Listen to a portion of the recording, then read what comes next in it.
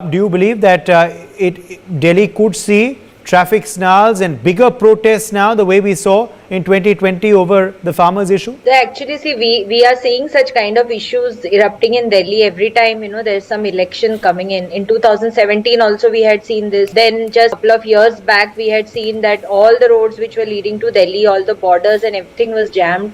And along with the Shaheen Bagh protest also, as well as the farmers' protest. So everybody was in discomfort in Delhi during this time. Now, if this new thing is coming up, I'm not sure how and what will be the scale of the protest as of now. But why can't these people just have a dialogue with the government without obstructing the normal life of the public? Because every sector has got issues. It's not that only farmers have issues, and if protests have to be done, then I think they should restrict it to a designated area. They should not they should not come on the roads. They should not obstruct the traffic. They should not cause any inconvenience to the public, because everybody has to go to office, to work, to school, or they have their other businesses to attend to. And we have seen that Delhi has been troubled a lot during the past with all these protests, and the protest even turned violent. Even on 26th January, I remember it was such a violent protest. We were celebrating the Republic Day, and Delhi was in complete logjam that day. So I think we need to really take steps immediately to ensure that people are not getting disturbed. The government needs to have the dialogue with them, and the farmers' bodies also needs to, be responsible here and not just go on the road and start protesting and make a hue and cry. Because most of the time we are seeing that this is more of a political kind of a scenario and not a really genuine protest, I feel, because people are inconvenienced more than the demands getting to the government. Sumitra Goenka, do you believe that this time the police must be tough? This time the Home Ministry must be tough, must not allow the protesters from the start to begin blocking roads, to begin protesting outside designated spots?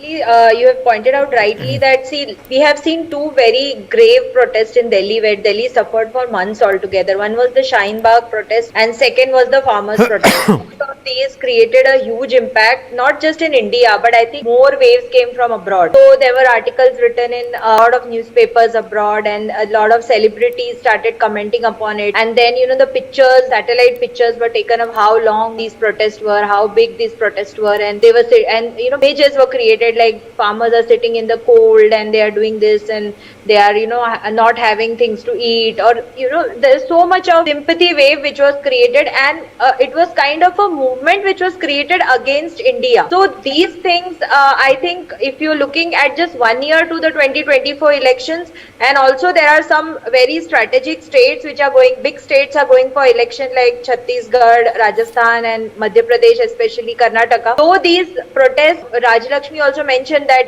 most of the farmers were from Punjab, Haryana, and Joyeeta also mentioned that they wanted to create ripples in Uttar Pradesh also, but their plan did not work out. But this is a definite plan for a larger pact again. And I think with this protest starting, gradually what they will be doing is they will be again creating that big impact news across, and they will definitely target the 2024. And there are chances of violence, because see, already we are seeing that there are Khalistani forces which are raising their head. In 2019, on Twitter, there was a Khalistani referendum also which was run, against which we even complained in the Supreme Court. So this is a sinister plot, a larger plot, and it should not be seen separately, I think. Okay, only in Ram Lila Maidan they are coming and sitting. It's not that. The impact will happen across the world.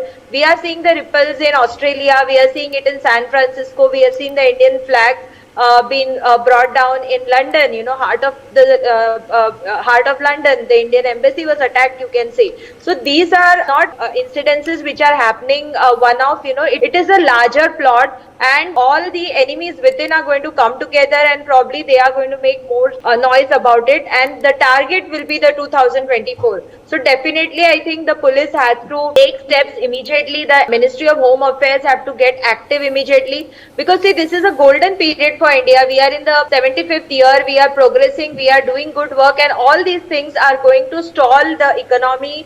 It is going to create a huge impact on the investments which are going to come in, and many dignitaries visiting us due to the G20. I think it is going to create an impact. Last time also, when President Trump had come and Mr. Johnson had come to India, that time there was a deliberate attempt to create noise across the world, because all the media was here. So similarly, now the Japanese Prime Minister is here and many other dignitaries are visiting here. I think they are trying to, somehow create an event out of it so that, it has a larger impact, and then the same modus operandi is going to continue.